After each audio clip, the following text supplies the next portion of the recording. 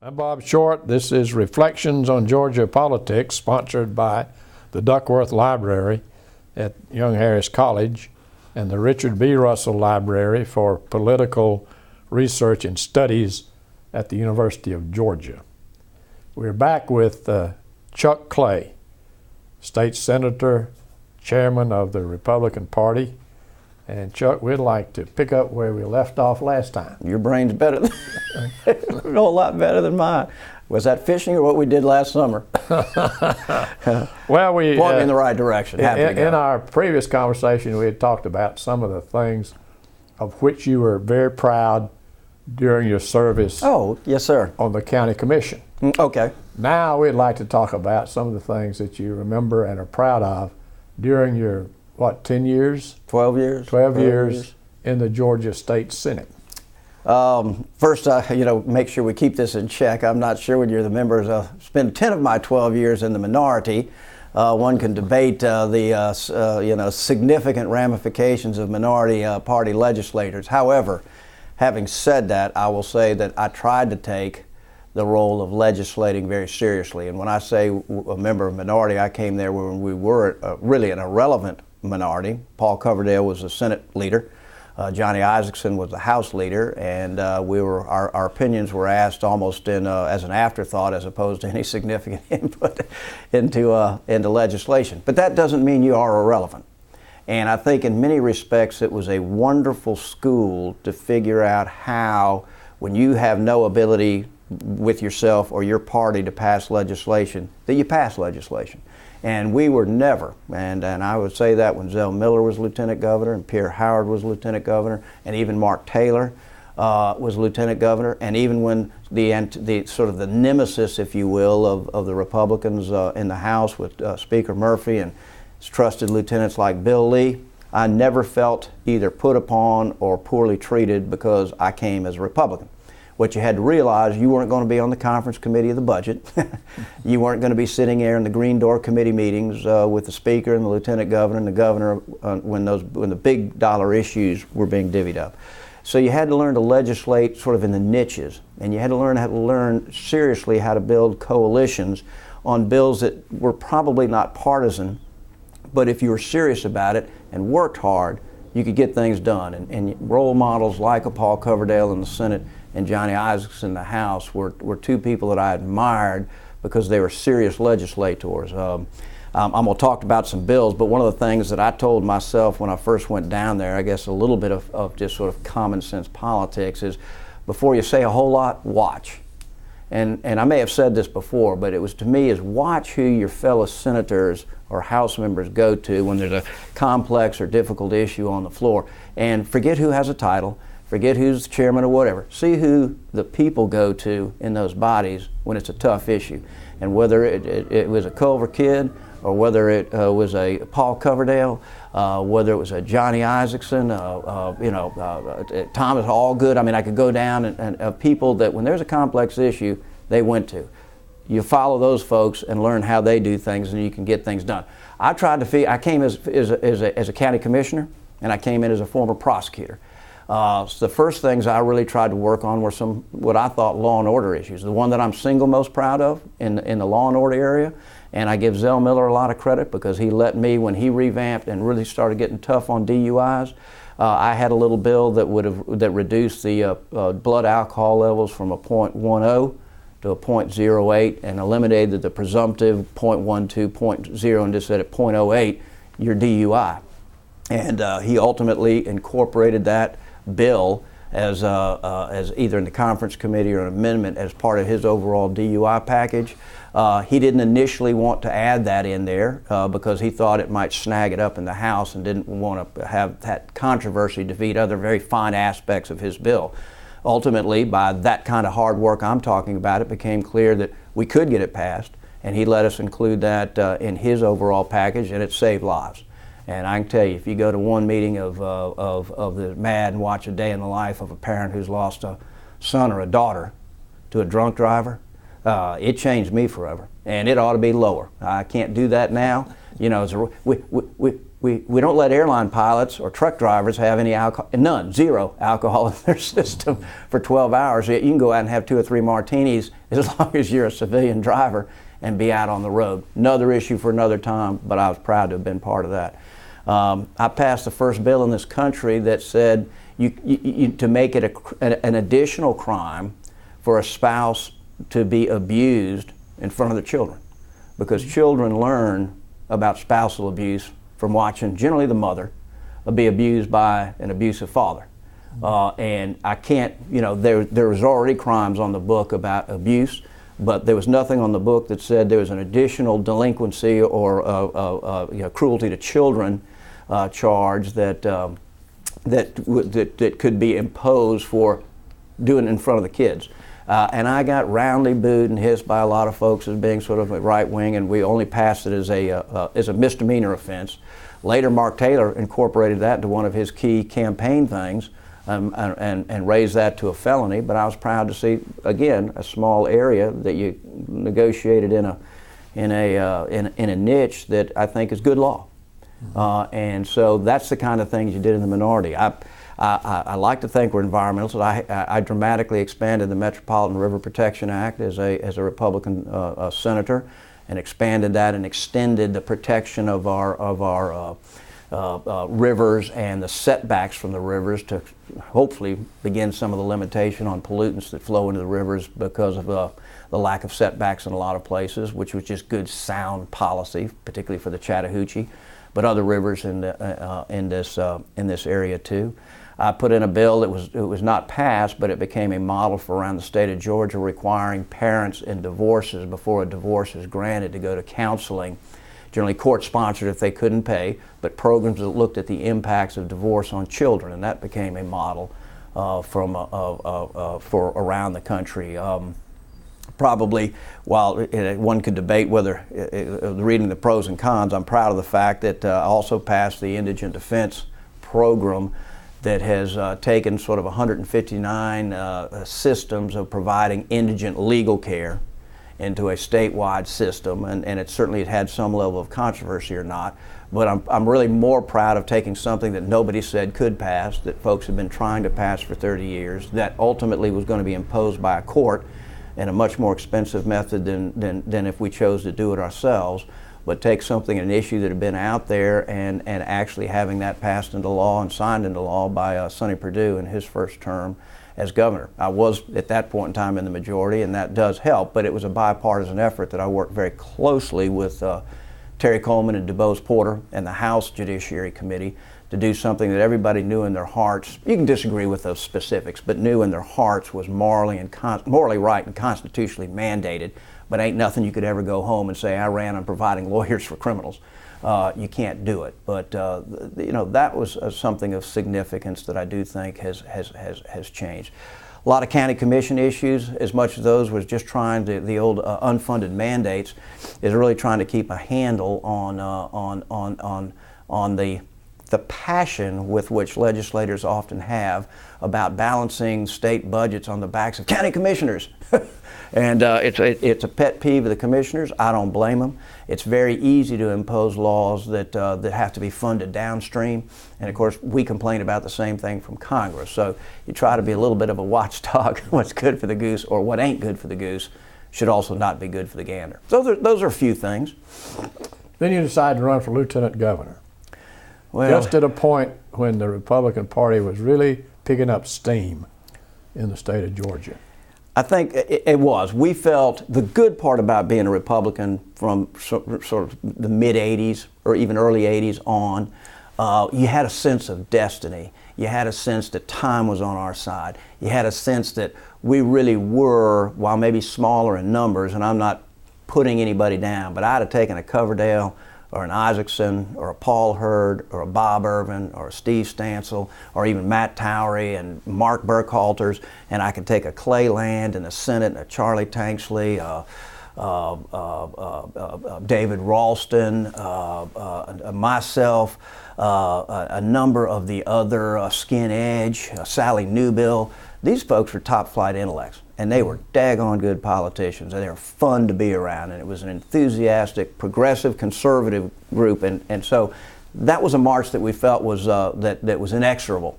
Took a little long. It always takes a little longer. It says final steps that are the toughest ones. But for me personally, and that was '98, and best laid plans. Part of it is, as a practicing lawyer, when you're in the minority, somewhere between like 6 or 8 years, you kind of get that sense of, I can't afford to do this anymore. I love doing it, so I'm either going to try to run for something else, move up the ladder, or I've got to get back to building my practice. And particularly when you're in the minority, I think those pressures are those footsteps are a little louder than, say, if you're a key chairman in the majority party, where you can rationalize some other exposure. So that was part of it. I felt it was a great time, and I'm not picking on him because he's a dear friend, but at that point in time, I felt that Mike Bowers was going to be a shoo-in for the Republican nomination, and I thought absolutely, and I still think that today, but we know the obvious history, that he would have been governor. And I saw myself, not necessarily correctly so, but I saw myself as that kind of Republican, and that if I could get the nomination, which I didn't, I lost to Mitch Scandalakis, which shows you how things go. But part of that was, again, all this milieu when folks when what happened with Mike and the issue of his affair came out, and that was certainly more disastrous then than it would be now. Gosh, seems like today almost people applaud you, but that was not acceptable, and he paid a high political price for it. I don't want to blame his success or lack of on mine or not, but my idea was these were the kind of Republicans that were going to break through. Guy Milner got in that race, and I don't blame him one iota. But it sort of turned the tables upside down, and I wound up losing it. I had been elected the minority leader in '96, and minority leader was it was a personal accomplishment. But you talk about a position that neither has carrot or stick. Trying to be a minority leader of any group of individuals, all who think they know your business better than you do, and you have no ability to impose your will. I'm honored to have had it, and I was unanimously elected, and that was one of the great honors. Might have been, do you stay, 1, 2, 4, another 2 or 3 terms? Where might you have been in the Senate? You can't look back. Eric Johnson came up behind me, wound up being the minority leader and majority leader in pro tem, and he did a fine job, and was and still is. Of course, right now as we're doing this, is a candidate for governor in the Republican primary. So I don't look back in that respect, but in funny ways, I lost that, as we well know. Probably the last thing on this earth that I would have ever sought to do would have been running as a chairman of a political party, which I always somewhat categorize as a cast of winged lizards who all get together to figure out who is the most ideologically pure of in our case, the right or the left, in ways that will ensure that if you adopted all their positions, you couldn't get elected anything. But I say that with real affection, though, for it. And after I had lost, Paul Coverdale, in fact, and several folks were talking about we needed somebody with political experience. Roy Barnes, this was post '98. We thought we were going to break through. We lost everything. And I say everything. We still held Bobby Bakers and the PSCs. But in terms of the governor was Roy, lieutenant governor was Mark Taylor, attorney general was Thurbert Baker. Oxendine was insurance and remained there. And then Michael Thurman was labor. And it looked like we had just been held in check. And so they wanted somebody with political experience. And after you've lost a race, I guess you're looking for some ways to both vindicate or, if you will, find some return on your investment. And at a certain point in time, I was honored to be asked and put together another campaign. And those who you have regular political campaigns for popular vote, and then you have caucus campaigns that are completely, or party campaigns, if you will, that are completely different animals. They're very personal. You got to get in your car, you drive down and talk to one person at a time in small towns, small crossroads, and convince them that you're the best person for running the party. I think we had 3 people in the race, all fine people, and I won the election on the first ballot, fortunately, in Augusta in '99. What was your platform? What did you tell them? That if you can't count to 50 plus 1 in politics, stay home. I mean, it's great if you want to have a breakfast club that is a debating society. Those are fun. I'd love to be a great barroom philosopher. I thought I was one of the best out there. But political parties are about winning elections. They're about nominating people who are the better and superior candidates. They're about recruiting not just a warm body, but a civic and community leader. They are about platforms that don't have to, you certainly don't want to abandon conservative principles, but you've got to find ways to put those principles out there that bring people to you, not limit and build barriers. And this seems like ABC stuff. Try selling that, and I'm talking about both parties, but you know, this is not necessarily an easy sell. They all think they're doing it. Well, if we just be more and more this, we'll win. And we'll just be more and more to the left, win. You're just not pure enough is why we didn't win. Where the reality is American elections are decided in the middle, always have been, always will be. That doesn't mean the others don't have a voice or a place, but it's the same 8 to 10 to 12% of people that make the difference in every significant election, because they're the ones who vote every time but are independent, and they're going to go with who they think viscerally. I mean, the same group that voted for Ronald Reagan, voted for Bill Clinton, voted for George Bush, and is now voting for Barack Obama. And if you can't figure that out, then it seems to me you've missed a fundamental underpinning of American political victory, campaign and strategy. Not necessarily party. Parties have a role. They're the place where the ideological purists are going to be. And it makes sense. And you do, and they do build enthusiasm, and they provide a face for your party out in communities where, in many respects, you know, they may not otherwise see a party official who represents it. So it is important, and they provide enthusiasm. But I basically talked about winning. What are the pieces that we need to do to win, and quit pointing fingers at each other, and start figuring out what it is that differentiates us from the Democrats, and articulate it in a way that takes that 10% that do make the difference and bring them over. Sometimes it's because what other people do. They thought they didn't like Roy Barnes. They voted for Sonny Perdue.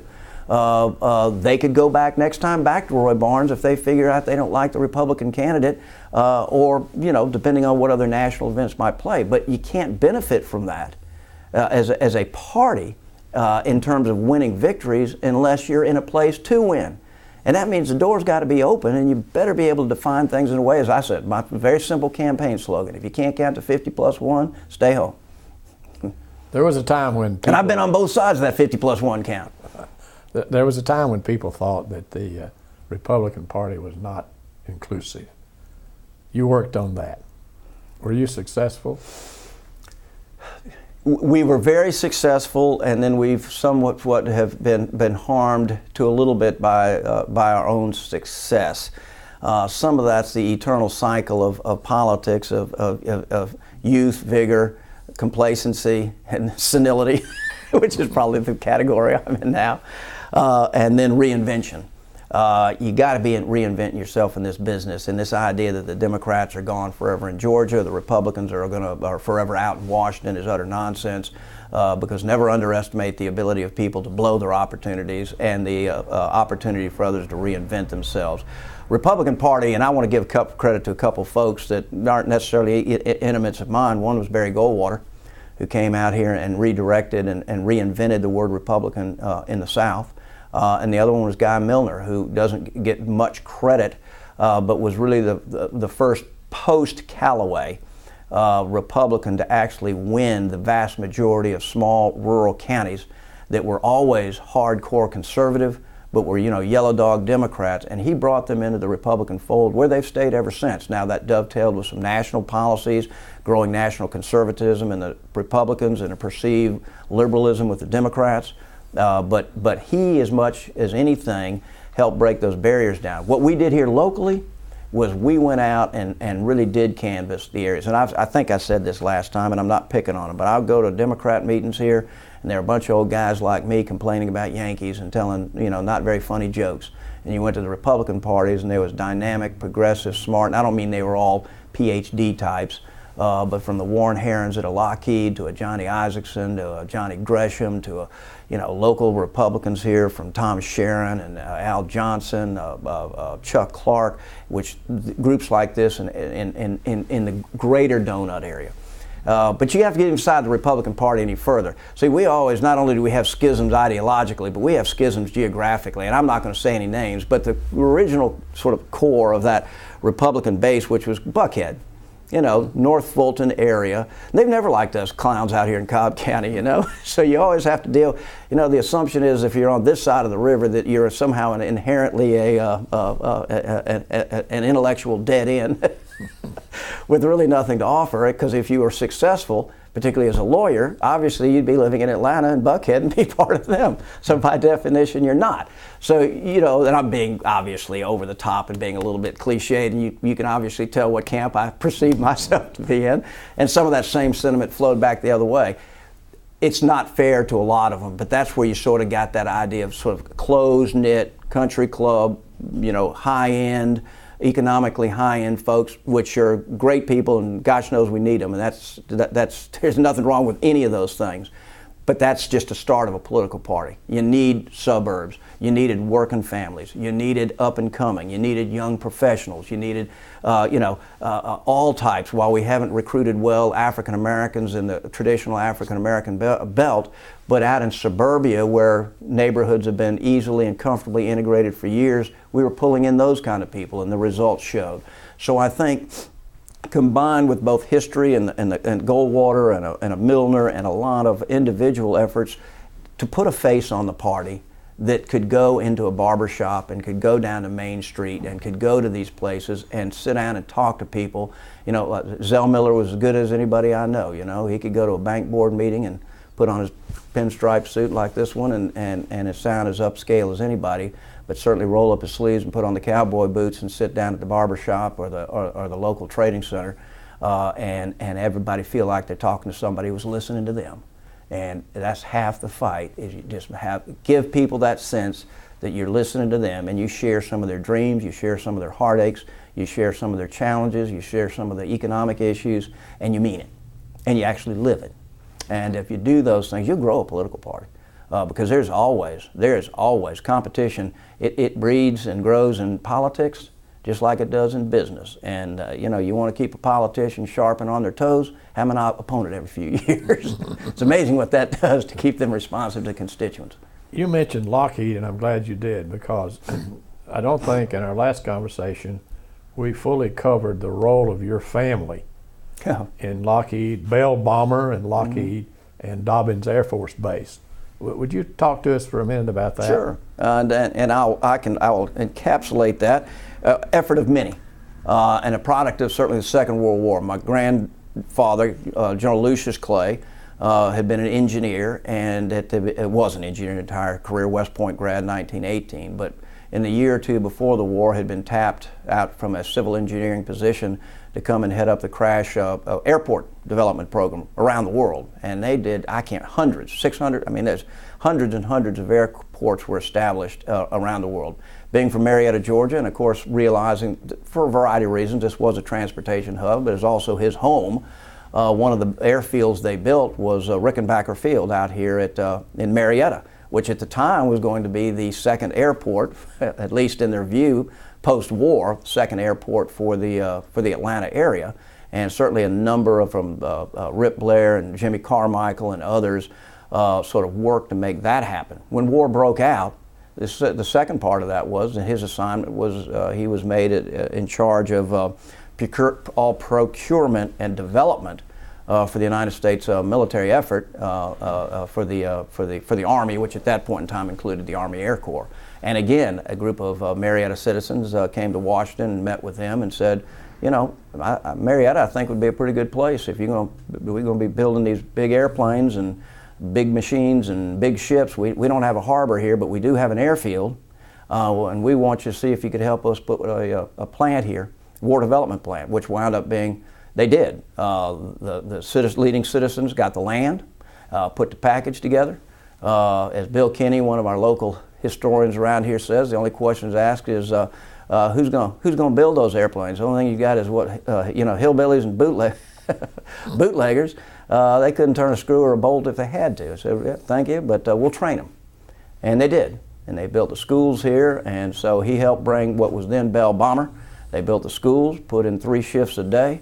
7 days a week and built hundreds of B-29 bombers, which at the time was the most sophisticated piece of fighting equipment in the world, much like the F-22, which is now being built on top of that hill today. And so it's a wonderful story of civic involvement, a little bit of luck and happenstance, a lot of vision and leadership, and a great company with great products that after Bell became ultimately Lockheed Georgia, and its success story from the C-5 and C-130s and F-22s is just a history in and of itself. An economic engine. It transformed, as any historian will tell you, Bell Bomber transformed Cobb County from a small rural backwater southern county into an industrial, a giant of its time. But the multifaceted economy that you see in Cobb today is directly attributable to the commitment of Bell Bomber and Lockheed Georgia. Well, it also provided jobs for people outside of Cobb. Zell Miller's mom, one of them. Lester Maddox. Lester Maddox. Yeah. You go down, if you go to anybody in this area much over 50, 60 years old, they know somebody in their family, one of their parents, invariably worked at Bell Bomber. Mm-hmm. Invariably. I mean, it was. You can imagine a small area running 3 shifts, 7 days a week.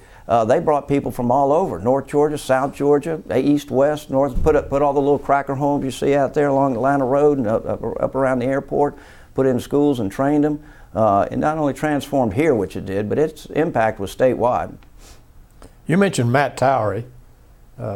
Matt's been a guest on our program. Yeah. And we talked to him about Insider Advantage. Mm-hmm. You once were president of Insider Advantage. Still am.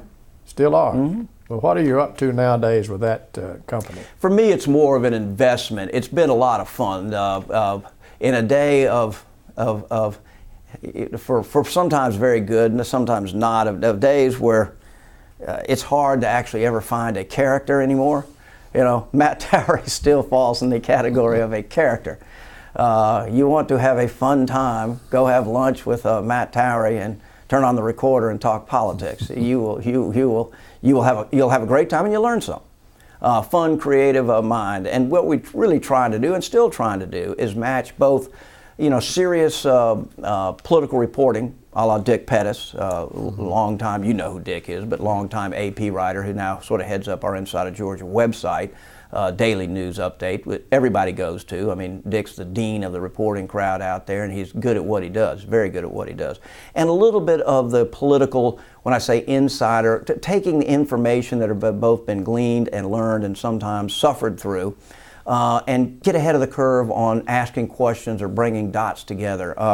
What we don't do, we're not trying to be in this community, the blogosphere that's out there that's in the business of tearing people down. We don't get into personal lives, even when those personal lives cross into a public arena. We'll let others do that. We might get criticized for it, but I think we'll let the blogosphere figure out exactly what the rules ought to be out there in terms of people's personal lives and what might occur. But I'm very proud of our product, and Matt really heads up, which is a lot of what we're trying to move to is the polling side of business. And Insider Advantage Polling was actually rated on a national firm, the 3rd most accurate polling firm in the last presidential cycle elections nationally. We're very proud of that as a small business here in Atlanta that we were able to get that level of accreditation out there from those in the business. So for me, it's more of an investment. I enjoy it. I spend my time either practicing law or building my lobbying firm, but it's still something that's a part of me, and it's something I've enjoyed doing. Good. I just wrote an article in our last magazine, sort of lobbying when the shelves are bare. That's James. Yes, sir. And I'm glad you said that. We have really the only monthly political magazine, and it was really an afterthought. We did all this daily reporting, and this is Matt, and this is where he is creative. Said, well, we need to take some of this, the best of it, and I can very inexpensively, his family had been in the printing business for decades, and put together a very inexpensive product that gives us something three-dimensional that people who like to touch and hold something can go and put their hands on. And our rule was no article could be longer than one trip to the bathroom. And we've tried to hold firm to that, and it works.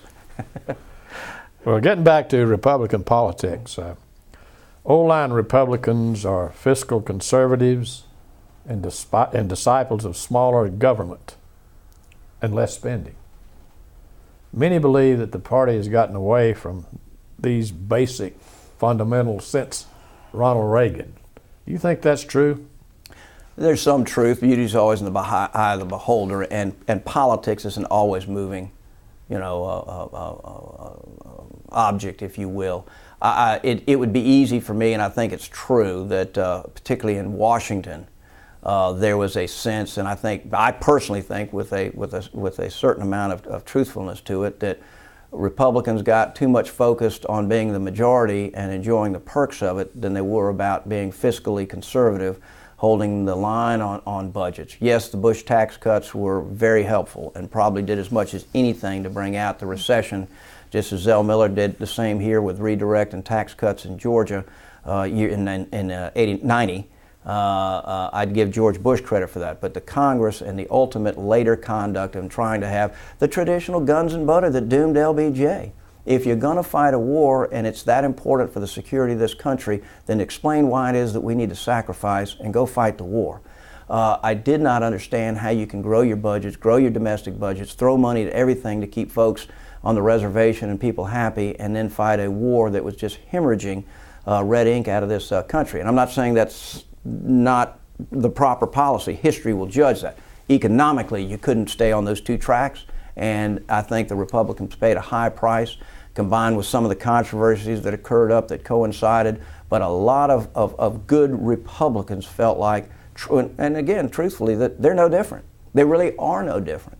And there obviously was a time when the Gingrich Revolution and folks came in and there was some faces, and that, again, that sense of intensity, enthusiasm, and mission that was dissipated, if not lost, over a period of time.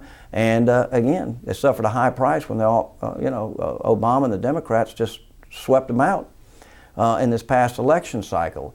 I don't think you can just lock yourself in stone, Democrat or Republican, say, we've got it now, and what was good then, I'm not talking about the Constitution, what was good then is still good now.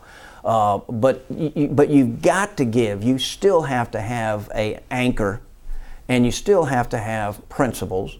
And the principles that got Ronald Reagan in were by and large very inclusive. They were very simple in some respects, not easy to necessarily implement. But we're going to cut taxes, we're going to win the Cold War, and we're going to cut the onerous burden of government on small business. And repeat it, and do it. And if it doesn't meet those tests, then find some other way to do it. Now, what that looks like today may be a little bit different from what it looked like in the 80s, and probably should be in some respects. But you're seeing the same thing now with Obama, with the incredibly high expectations. His popularity and those of the Democrats on this, whether it be an expansive health care that most Americans right now don't trust. Those are the type of things that make the Democrats look like they're simply appealing to the furthest, hardest left of their party, as opposed to mainstream. There goes that 10 or 12%. And in another 2.5, 3 years, if that 10 or 12% is as disaffected as it is today, you'll see a Republican get elected. I'm not saying they'll necessarily take over the House or the Senate in one term or sweep, but Obama, and the difficulty Obama has is he has that albatross of owning all arms of government. I about decided the best way to excel is to have divided government. Because my phone is always here. Barack has never called me. I'm not holding my breath, but I suspect in a candid moment, if he's having one of his beer summits in the in the garden behind the White House, I'm sure he would say, give that House back to the Republicans. If I could just get rid of Pelosi and those crazies from San Francisco, I love to visit there, but their politics is killing me. He'd do it in a minute if he could keep the Senate and then force in the middle where he could get something done. Same has been a problem here in Georgia. Sonny Perdue, you got to give him high marks. He was the guy that capitalized on a disaffection, and his timing was right on a shoestring budget, pulled all of that together. The House, the Senate's now all in firm Republican control. And, there could be a discussion as to whether or not that it has been the most legislatively productive, because what happens is everybody starts squabbling as to who's most important. And not everybody. Everybody who's a Republican in the General Assembly sees themselves just as important as Sonny. I'm sure every Democrat years ago would see themselves as important as Zell, whoever it might have been. And so you have that tension where if you have a little bit of a split, those folks can stay at each other and it lets governance go on. So going back to the Republican side, there is angst amongst Republicans. There is tension as to, again, that visceral sort of ideological reaction is to get more pure. And you got to have that anchor. I'm not saying don't. But if you're getting more pure, is really winds up basically building walls to young professionals, to African Americans, to Hispanics, to women, to group after group. You're down to about 35% of the vote and boxing yourself in tighter. So angst is not bad, but and again I'm looking at through my perspective, it needs to be coupled with outreach and serious outreach. Because right now the demographic trends are not going in the direction of Republicans, which means you can win the accidental victories or the confluence of a particular uptick or downtick or things come together, but day in and day out, statistically, you're still a minority. The idea is to statistically build what looked like 7-8 years ago as the demographic trend of the Republican way and now has stopped, and that's got to be reversed, or the future is at best difficult for traditional Republicans. And how you combine the social issues with the fiscal issues, there isn't a perfect answer, because people feel passionately about abortion, people feel passionately about their Second Amendment rights to firearms, people feel passionately about government regulation and taxes, but keeping them all together when your issue in your mind is the single one issue that defines it is not the way to build a party. It doesn't mean you're going to have Nancy Pelosi join or that ilk of the Democratic Party, but you better be able to find comfort so that people who don't agree with you on your key issue, but maybe agree with you on the 2/3 of the others, as Ronald Reagan used to say, they're a friend, not an enemy. And that's what parties have to be able to be willing to do if they're ultimately going to win. Was it a mistake to go to Iraq? I can't be a judge on that. You get way above my pay grade. I would say I majored in the Middle East long enough to go at the University of North Carolina enough years ago to now be a windbag. I have always had enormous angst that sending limited troops into an area which I still share today with thousands of years of histories and animosities with the religious overtones is ultimately going to be successful in fundamentally changing that part of the world. I think the hope and the endeavor, if you will, I think that the ideal of what was being achieved was both noble and purposeful.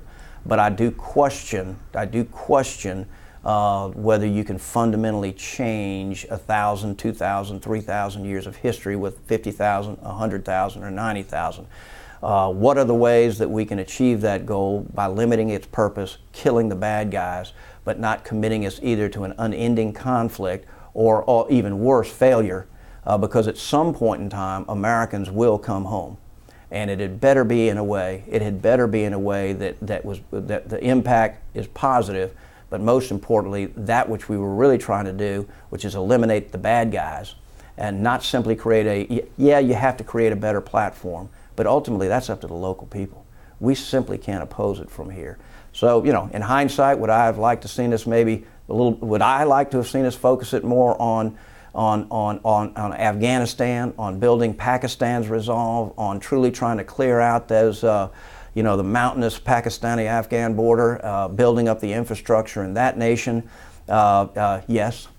But I hope history is going to say that not an America like Iraq, but that a stable government with at least a majority of popular support is taking hold. And if 10 years from now that is a government that still exists today, I do think that would be success. Others will have to judge it. Will it be worth the cost? And did it truly contain terrorists and religious fanatics? Too early to say. Are we winning the war on terror? I think we're winning it in the sense that we have not been attacked. We are winning it in the sense that a lot of truly evil human beings have been killed and contained. I think in terms of that aspect of it, it has been successful because we've been safe now. We're going on 10 years, 8, 9 years, going on 10 years. The other side, and of course I don't have the answer, and smarter minds and many more try to wrestle with, how do you just get rid of this bad guy if another one's just going to pop his head up and have a safe haven? So we've got to find a way that there's some ability to curtail the recruiting of bad, evil fanatics, to have stable governments in Pakistan, and encourage more people in the world to both invest money and, quite candidly, blood to ensure that that the most dangerous havens are simply not safe. And so we're well on the way to being able, through technology and drones and communications, to keep knocking the heads off the snakes, but we haven't quite gotten to a place where the den of snakes is cleared out. And that's going to be a long one. And I don't know that there's ever total victory in the way that we thought of as in World War II with Germany and Japan, because the world will remain a dangerous place. But I think we'll all have a sense that it is a safer place when it truly is. And for that, I think you have to stay at it. I think you have to stay on it. And even I give Obama credit. He's committing troops to Afghanistan. He's not doing it on an unending basis, and he's been willing to drop those drones into Pakistan whenever they get a tip, and he's killed and been willing to take the heat for doing so. That's got to continue. I'd like to ask you a two-part question. First of all, how would you assess the George W. Bush administration? And secondly, who are the shining stars of the Republican Party who might be in line to become president? Gosh, now you're getting way from a national level in perspective. Again, one of the things that historians or even folks like us love to do is race to judgment. You were around long enough to, Harry Truman was run out of town on a broom, and I can remember even as a kid saying that he's the worst, most corrupt human being ever, incompetent moron ever to occupy the White House. And history has a very strange way. There's not a president who doesn't run now who doesn't quote Harry Truman as being one of their heroes. Not a one, Democrat or Republican. So it's during the 70s when I was in school and out there, we lost Vietnam. But I could make a plausible argument that we actually won in Vietnam, even though the country was united under a communist regime.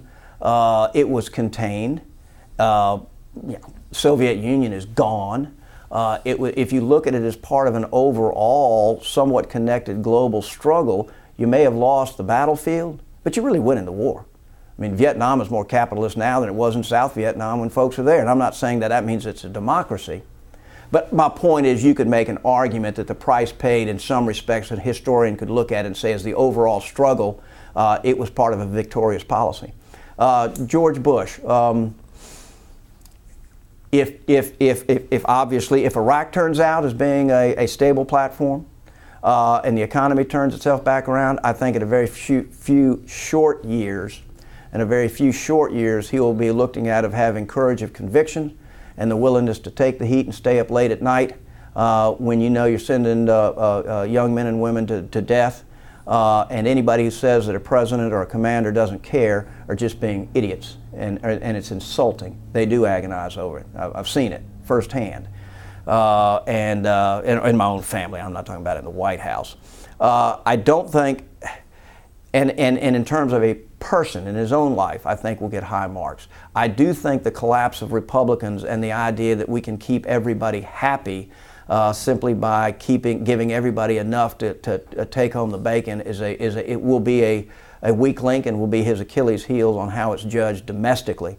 Iraq will be the defining issue. It's just too early to tell. The other one would probably be a C at best. Though his tax cuts, the early on tax cuts that we're still benefiting from today, will be the other potentially, I think, very successful. Any economist will tell you they, as much as anything, helped drag us out of the earlier recession that we had when he was coming into office. Not exclusively, but deserves credit for that. But I think domestically, you're going to see an unraveling of what looked to be Republican domination. A lot of that based upon foreign involvement and the incursion into Iraq. If that winds up succeeding, I think he'll have a pretty good place. If it doesn't, he'll be mid-level at best. Shining stars. You got your card ready to jump in the fray. Well, gosh, you got to look out. Nationally, you're seeing, you've got to give, some of the folks that were out there last time, Huckabee certainly appealed strongly to the conservative base. This most recent incident with these 4 officers being killed on an individual that he had at some level allowed him to be paroled when he was governor. That's the kind of thing that can just kill you, certainly in a Republican primary. Not saying it will, and there's a lot of time. You got to look at Mitt Romney. I do think, while there's not perfection on that, I think at a time and place where the economy is reeling, somebody like that has a lot of sort of appeal out there. In terms of the House and the Senate, it's probably too early to tell. You got an Eric Cantor up there at Virginia who gets very high marks in pulling the Republicans together and capitalizing effectively on the issues that have been given to him, like health care and federal spending. Senate. You've got good local leaders like a Mitch McConnell, but probably not sort of presidential. Just doesn't have the pizzazz and personality. Right now, if you look out further, I look back more to my own backyard. You have young guys like a Lynn Westmoreland who've got a lot of talent that have been up there for a few years. Jack Kingston still has the potential of being a major player. If you look in the House and the Senate, there's of course the House. We'll know in a day or two who the leadership might be. But I do know in the Senate, with folks coming up like a Chip Rogers, a Ronnie Chance, who are very bright, articulate, good message people. There's a variety of others. That Tommy Williams is certainly somebody that has potential. The tougher part is not, in my view, is not necessarily who are the bright shining stars. The stars will arrive. The problem is, for a variety of reasons, politics is attracting fewer and fewer of the kind of people that you truly want in politics. Successful businessmen and women, not perfection, not people who have lived a world of casting stones at other people's glass houses, but people who've lived in the real world, whose lives are open and public, not perfect, but have worked to make their communities better and have succeeded. When you have the vast majority of Congress now peopled by folks that's the best job they've ever had, we're in a fundamentally different place, because it's more about job security than it is political risk and ideas and willing to lose because you always go back and knew you could succeed in business. It wasn't that long ago where people had their businesses, and you had a long session and a short session. You came back and tended to the farm, or you tended to the store or the shop. And we're not going to go back to that. But it's tougher and tougher. You see more people coming into politics based purely on a single issue, a single passion, sort of activism, but don't really, in my view, represent the core of any nation, which is the performing citizens. And if we don't do better just attracting the high performers to come in, that doesn't mean that they have all the answers. But if we're not getting the high performers to come into politics, then you do scratch your head at what point in time, and this has always been a concern of mine, is at what point in time do they simply become irrelevant to American policy? And I'm not sitting there intimating for a minute that there's a Julius Caesar who's going to cross the Potomac like the Rubicon and take control. But Congress is more and more dancing, how many angels dance on the head of a pin, while families are out there trying to find a job. And with support and positive ratings at all times, I mean almost to single-digit lows. If you held an election for Congress only, would anybody vote? And I really mean that sincerely. If you didn't have a presidential or a gubernatorial race or back home county commission or mayor's races and things like it was just a vote on Congress, would anybody vote? And I'm afraid that the answer might be a little bit surprising. It's not that they're looking for somebody better. A lot of people just don't care. They think they're just buffoons and beyond repair. Now, everybody's always likes their own congressman or their own senator to a certain extent, and that's always true. And I don't mean to be gloom or doom, but I would like it. And some of it's the media, some it's the crawl that the media does up everybody's life.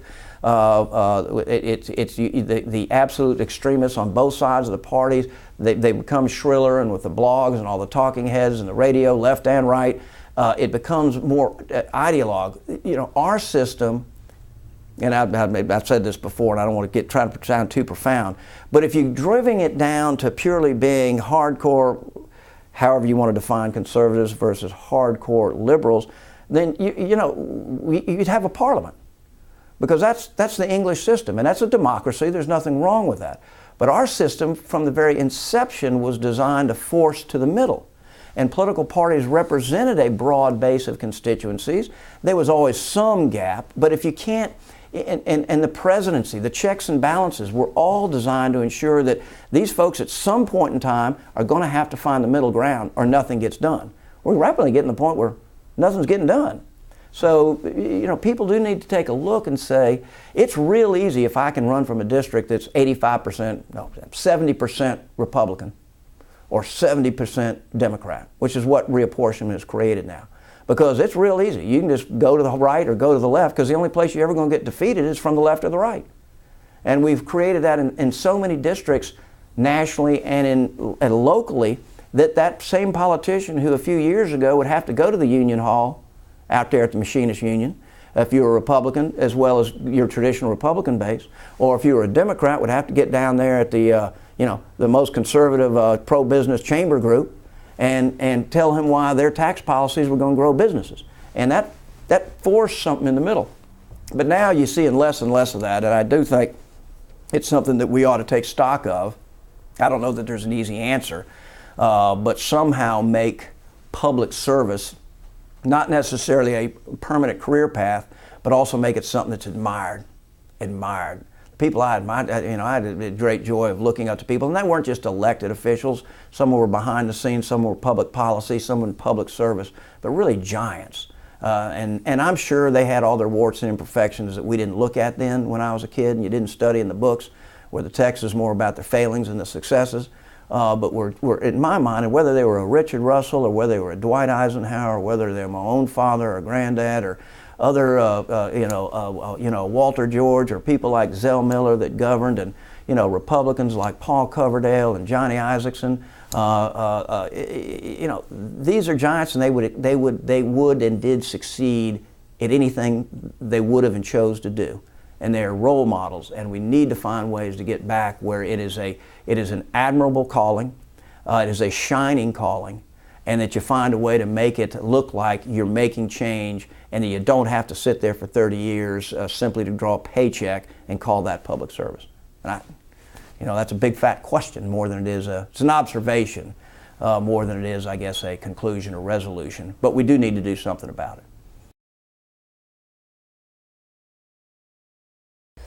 Chuck, I don't want to open a can of worms, but I'd like to get your thoughts on the subject of reapportionment. Yeah. Since we're required to do it every 10 years. Yeah, well, reapportionment, as we all know, is the single most political process that you can endure. And I've seen sort of what I thought were highs and lows. I had, when I first went to the Senate, and I was sort of at the cusp, but at the tail end of what would have been considered some by the good old days or bad old days, and then some of the new computer scrutiny and information that we started having from the mid-90s on. It is an innately political process. It should be. But I think we have gone overboard to a level because of almost information overkill that has wound up abdicating and leaving that responsibility to the courts. I think the first question is, why does the General Assembly do it? They do it because it's the single greatest protection they have for either re-election, resurrection, or political demise. And so it's closely guarded. A couple of states do have neutral or independent panels, and if you ask from a policy wonk position, is that how it ought to be done? Absolutely. The chances of politicians giving up their very existence to a neutral, objective body, in this state at least, probably slim to none in our political lifetime. It's just not going to happen. But I watched reapportionment move from, when I was first elected, and you were talking about a young guy from Zell Miller being dumped. I guess Zell was governor. Pierre, just out of the blue, plunked me on the reapportionment committee in 90. And I guess it was 91 or when you do it for the census in 91, 92, whenever the year is that you actually draw the bills up. And I was within my first term and living large and learning. At that point in time, we were one of two Republicans on the committee. Tom Phillips, who was the minority leader, was the other one, and myself. And two things that I remember distinctly out of that one. Number one, Culver Kidd sort of was heading it up. And to his credit, he got a big map of Georgia. And I was up in his office with folks, and a big map, and they started circling sort of geographic and economic hubs.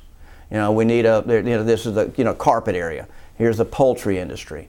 Augusta metropolitan, coastals, Savannah to Brunswick, agricultural breadbasket, and then Metro Atlanta, both in terms of Republican, Democrat, and it struck me, they really did, but nobody will believe it.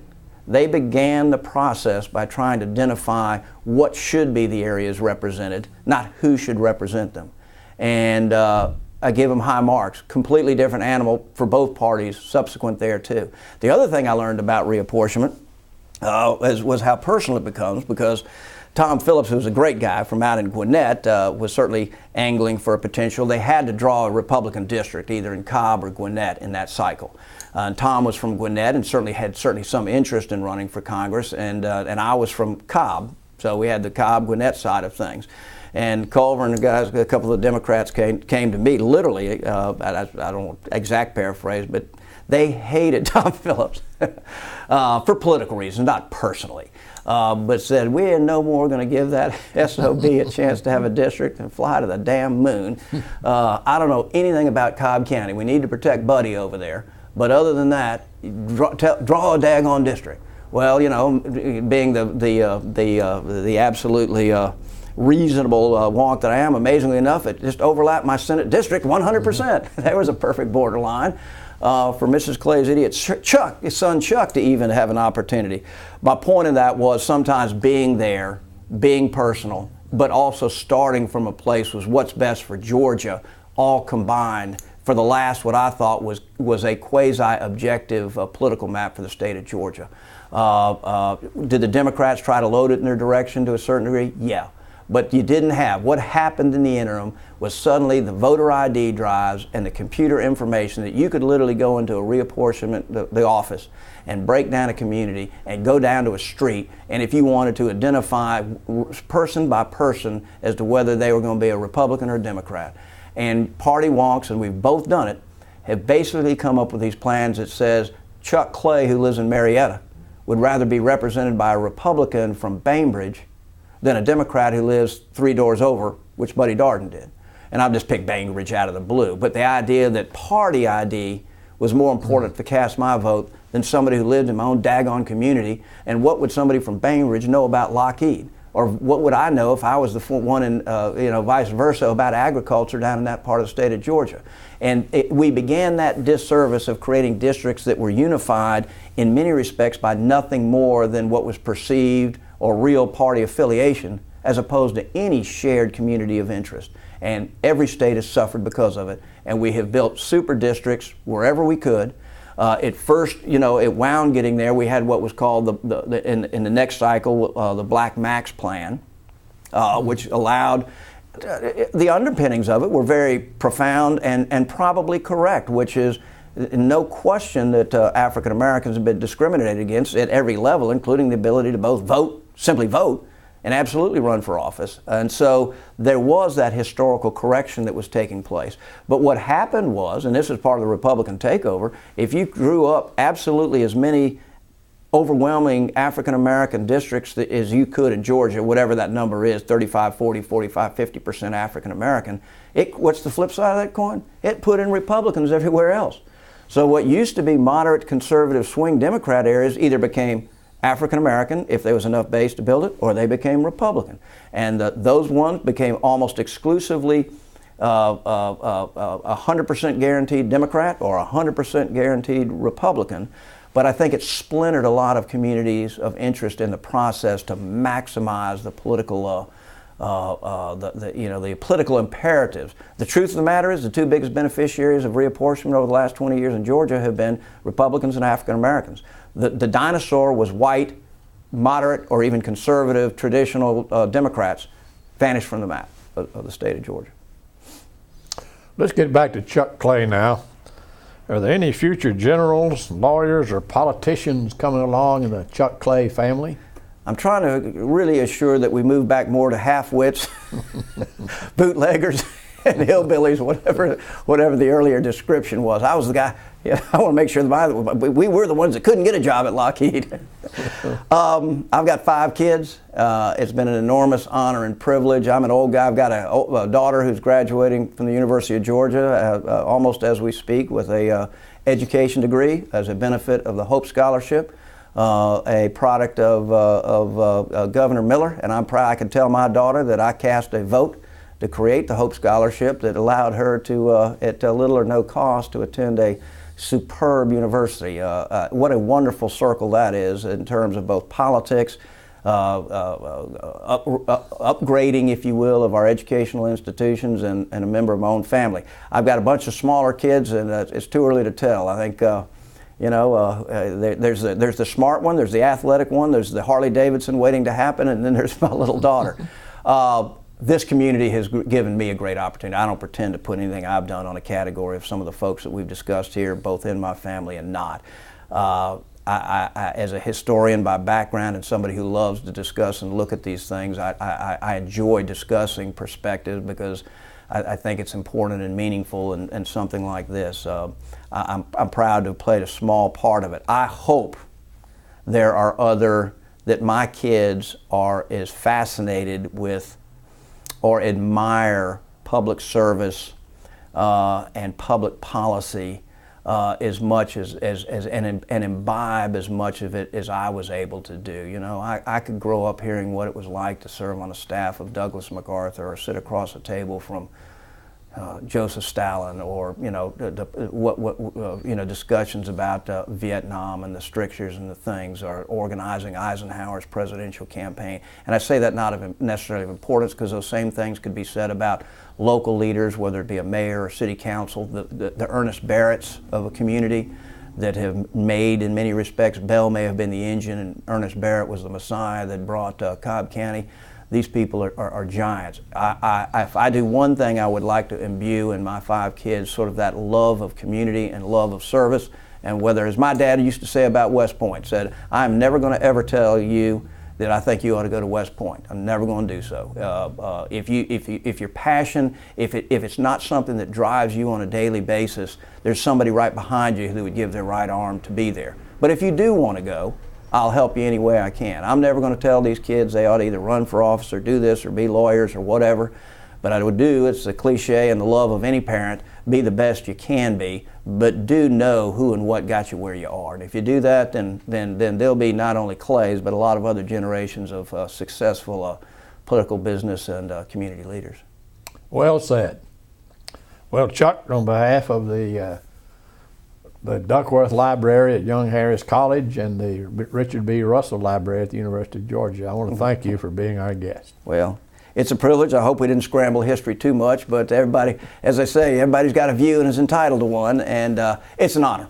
It's a privilege, and I hope at some point, for those who are really looking at the minutiae of politics, that if this plays some small role in helping folks to understand who and what we are, then I'm proud to have been a part of it. And for you and everybody at both schools, Merry Christmas and long and successful lives. Thank you. Thank you.